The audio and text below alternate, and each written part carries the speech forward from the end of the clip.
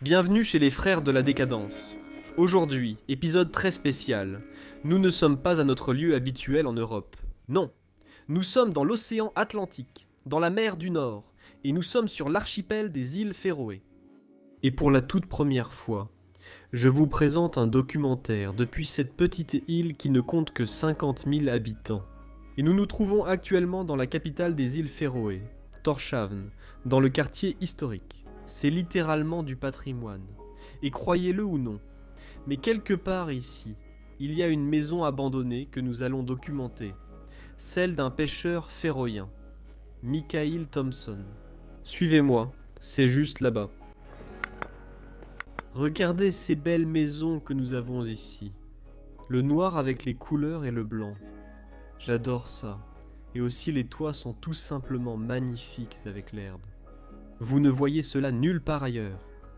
Oui, seulement aux îles Féroé, en Islande, peut-être en Nouvelle-Zélande, mais je n'en suis pas certain. Mais d'après ce que je sais, ce sont les seuls endroits au monde où les maisons sont comme ça, et elles sont incroyablement petites. C'est le numéro 1 de la rue. Ça a l'air vraiment minuscule. Mais je pense que c'est très confortable pour y vivre. Ouais. Ouais, un petit espace, c'est plus facile à chauffer. Ouais. Donc ouais, carrément. Et juste au milieu, on a la maison du pêcheur solitaire, Mikael Thompson, complètement en train de rouiller. Je l'adore vraiment de l'extérieur. Elle est tellement décalée ici, au centre historique de Tórshavn. Ses couleurs sont tout simplement adorables. Quand je l'ai vue, la première fois que je suis venu ici à Tórshavn, j'ai su que je devais découvrir qui vivait ici et essayer de faire un documentaire sur cet endroit. Superbe, faisons-en un petit tour. Comme vous le voyez, la fenêtre est ouverte et cassée. On peut y entrer. C'est aussi par là qu'on accédera à la maison. C'est littéralement ici, au centre de la ville. Une petite place, un minuscule endroit où personne ne vit plus. Et j'ai parlé à beaucoup de gens ici, et tout le monde veut littéralement l'acheter. Ils se disputent dans la ville historique. Bien sûr. Bien sûr, les maisons ici se vendent entre un demi-million et 1 million d'euros. J'ai vérifié les prix des maisons hier, et je comprends parfaitement pourquoi tout le monde veut posséder cet endroit. J'adorerais y vivre. Frérot, allons à l'intérieur et découvrons cet endroit incroyable.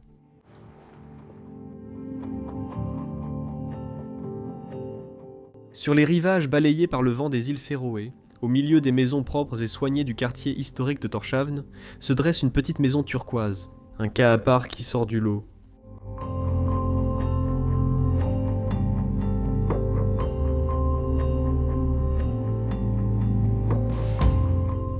C'était autrefois la maison de Mikael Thompson, un pêcheur solitaire qui a passé sa vie en mer.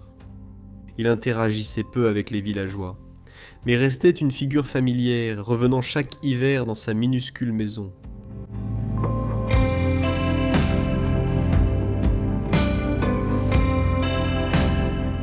Mikael a vécu une longue vie solitaire et est décédé à l'âge de 96 ans.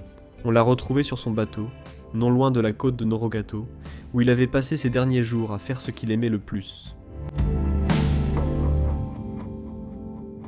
Cela ne fait que 6 mois depuis sa mort, et sa maison reste vide, rappel silencieux d'un homme qui a vécu une vie simple mais pleine de sens.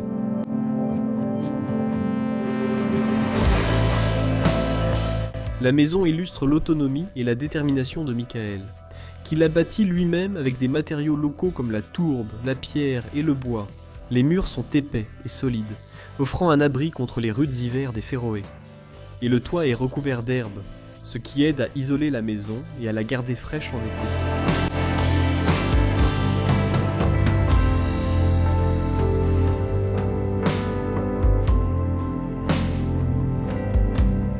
Venez avec nous dans cette aventure unique vers l'une des régions les plus isolées du monde et découvrons ensemble l'histoire de Mikael, le pêcheur solitaire.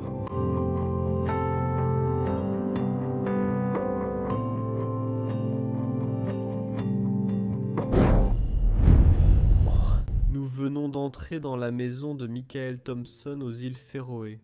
J'ai tellement hâte de filmer une maison comme celle-ci. Ce n'est pas un pays, mais un territoire danois. Dany, quelles sont tes premières impressions ici? La maison est vraiment petite. Regarde juste la hauteur de la porte. Par exemple, Et Leslie, je suis plus grand que la porte. c'est une très petite maison. Et ça, c'est l'entrée principale. Ouais. C'est l'avant. Donc c'était la maison d'un pêcheur aux îles Féroé. Un endroit typique où il vivait pendant la saison où il ne pêchait pas. Et puis quand il partait pêcher, il allait à Noruragato, Norodorgato, c'était l'île où il vivait. Il avait une petite maison là-bas quand il pêchait, et quand il partait en mer avec son bateau. Regarde cet endroit, tout a été laissé exactement tel quel. Comme Michael l'a laissé il y a 6 mois, quand il est parti pour sa dernière sortie de pêche. La maison est déjà dans un très mauvais état, mais Dany et moi, on se disait qu'on dirait qu'elle est abandonnée depuis bien plus de 6 mois, Oui, on dirait bien. même depuis quelques années. Tu peux voir que ses chaussures sont toujours devant la porte, à attraper des toiles d'araignée, à prendre la poussière. Des taxes ou des déclarations d'impôts sont arrivées qu'il n'a jamais payées. Voici des chaussures un peu plus élégantes, minces, elles sont magnifiques. Il y a aussi d'autres chaussures là-bas. Et ça, c'était son tout petit hall d'entrée avec un escalier que nous allons emprunter plus tard. Aussi, il est intéressant de noter que la maison, entièrement en bois, permet de tout voir à l'intérieur. Oui. Très typique des îles Féroé. C'est en fait très drôle parce qu'aux îles Féroé, il n'y pousse pas un seul arbre. Toute l'île est dépourvue d'arbres et toutes leurs maisons sont construites en bois. Oui, c'est drôle. Bienvenue dans la cuisine de l'endroit. Waouh. Regarde ça, tout est complètement intact, tous ces magazines. On peut vraiment dire qu'il était un accumulateur et qu'il collectionnait des choses. Il y a des livres pour enfants. Ils coûtaient 7 couronnes et demie à l'époque. Alors je me demande, peut-être qu'il avait des petits-enfants. Mais d'après l'histoire que je connais ou qu'on m'a racontée, Monsieur Michael Thompson était un pêcheur solitaire. C'est comme ça qu'on l'appelait. Il partait tout seul. Il vivait ici seul et apparemment il n'avait pas non plus de femme. Donc, pourquoi il y a des livres pour enfants ici? Je ne suis pas vraiment sûr. Voici sa jolie table à manger, tout est encore en place, avec une belle bouteille de bière. C'est une bière féroïenne, et Dany et moi l'avons déjà bu sur le bateau en venant ici. Même sa tasse à thé, tout est resté là. On dirait qu'elle a été faite à la main. Waouh! Très belle tasse à thé, ouais. Même les plantes et tout là-bas, complètement desséchées et sans eau, mais toujours là. Si tu écoutes bien, Dany, tu l'entends. Là voilà, je crois que l'eau coule encore. Oh, Elle est marron. complètement marron, mince. Mais tout fonctionne encore dans cette maison. L'électricité fonctionne aussi, mais elle est coupée. Mais l'eau coule et l'électricité fonctionne. Donc quelqu'un paie encore pour ça. Même si ce monsieur Michael est parti, a quitté la planète Terre. La porte ne l'était pas, tout est encore là. Oh. Qu'est-ce que c'est? C'est un balance de poche. Ouais, ah. C'est comme ça. Les pêcheurs utilisant ça pour peser le poisson, Ah, d'accord. Ils peuvent rapidement le mettre dedans. voir combien il pèse. Ouais, Ah, c'est génial. mais j'adore ce petit miroir. C'est, je pense, as-tu vu un autre miroir à l'intérieur? Non, c'est peut-être son seul miroir où il s'est rasé et tout fait. Toutes ces assiettes et tout le reste sont aussi restés là. Ici, regarde ça. J'adore ces petits placards, bleus avec une couleur de verre. J'adore ces couleurs. Pardon, mais les couleurs sont cruciales aux îles Féroé. Oui. Tout est coloré. Chaque maison a une belle couleur. Ou noire, ou rouge, ou n'importe quelle couleur comme ça. C'est incroyable. Fermons ça, et c'est assorti à l'extérieur de la maison. Je dois dire, Oui, c'est vrai. les verres et tout ce qui reste de ces derniers jours sur Terre sont encore là. Les tasses. Je crois qu'il faisait chauffer une dernière bouilloire pour son thé et n'a jamais pu la terminer. Il a tout empilé ici, comme toutes les casseroles et poêles, et tout est resté sur le dessus du comptoir. Waouh, regarde ça!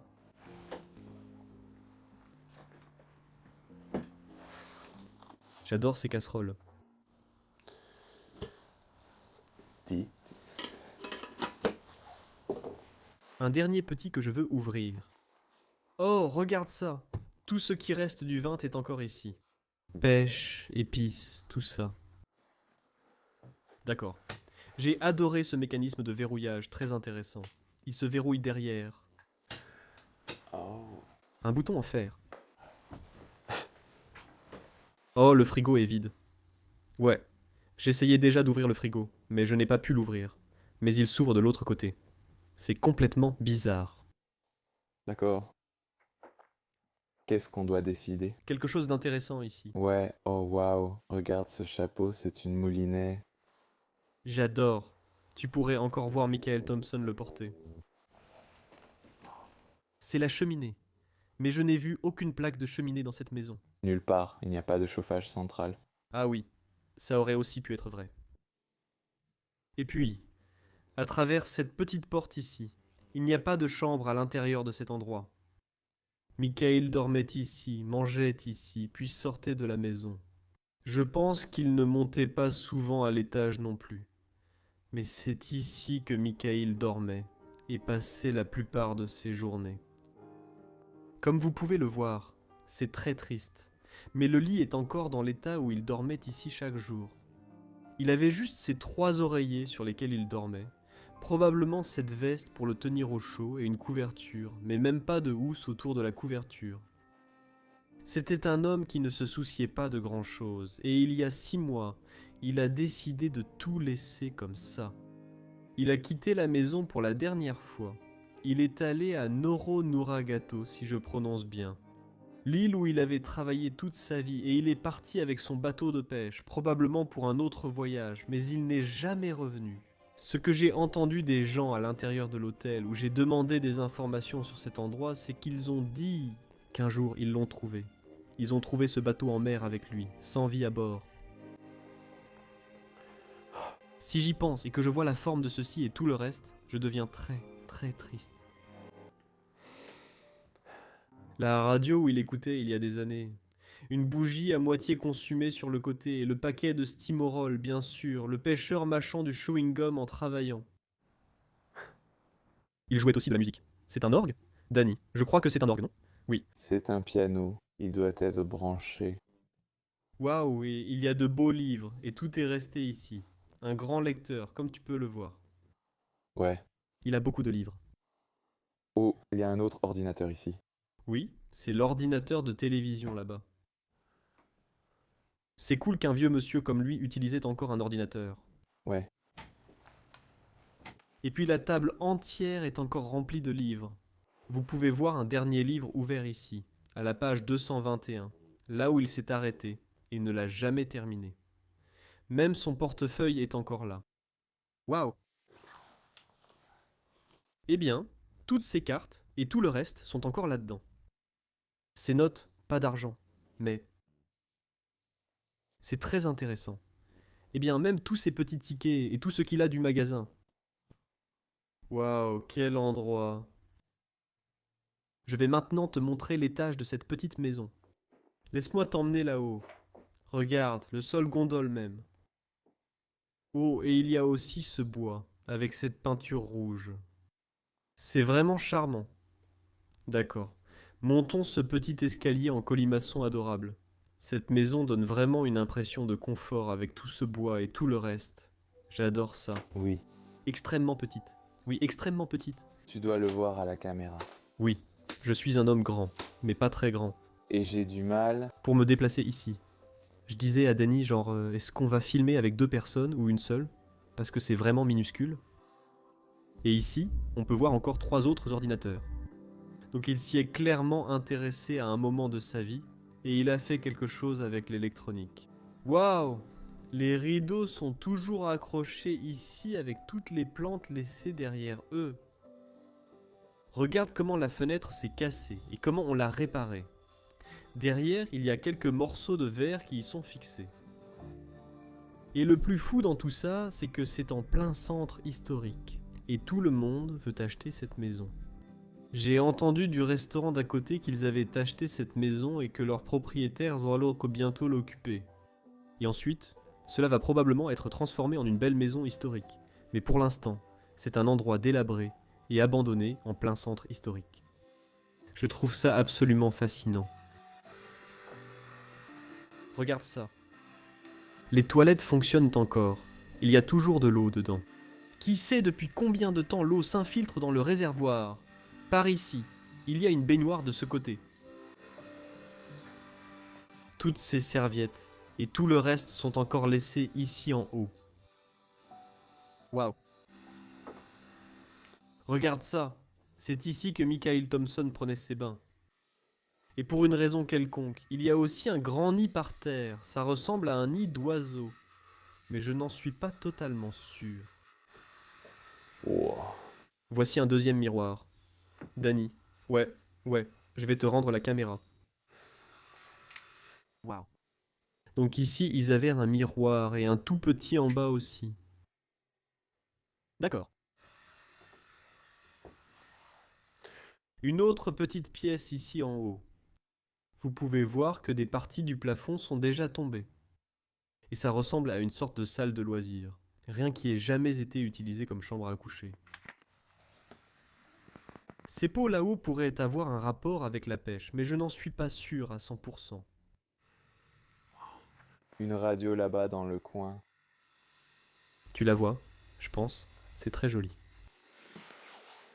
Nous avons ces pots en céramique, et cette maison qu'il a sûrement fabriquée lui-même. On dirait une œuvre d'art.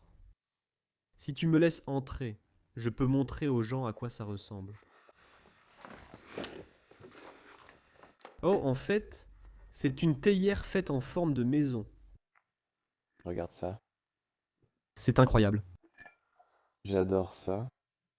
Et encore plus de livres partout ici aussi. C'est ça. Oh, il y a un lecteur de cassettes. L'Oxès. Le couvercle ne tient plus vraiment. Une jolie petite boîte. Ok. Allons plus loin vers les dernières parties de la maison. Il y a aussi un grenier ici. Bibliothèque. Des milliers et des milliers de livres sont rangés ici. Ils ont aussi des étiquettes de prix dessus. 25, 15, 20. Peut-être les a-t-il emmenés au marché aux puces pour y vendre des livres. Peter. C'est écrit Michael dessus. Waouh. Et ici, nous avons l'une des dernières pièces sur le côté de la maison. Regarde cette rouée. Cela ressemble à une sorte de salle de loisirs, où il venait pendant son temps libre pour lire. Tu peux voir que tous ces livres pour enfants ont aussi été laissés sur place. Ouais, tu penses qu'il était collectionneur ou quelque chose comme ça? Ouais, il devait l'être. Je ne crois pas que c'était pour ses petits-enfants. C'est très organisé. Ouais, il les a tous collectionnés. Waouh, j'adore absolument le Mickey Mouse qu'on a ici, tu sais, ces dessins animés. Ouais. Bien sûr qu'il ne les aime pas. Je ne sais pas. Peut-être qu'il ne les avait pas au Portugal, je ne sais pas. Ah ouais. Ouais, on en a. C'est Disney.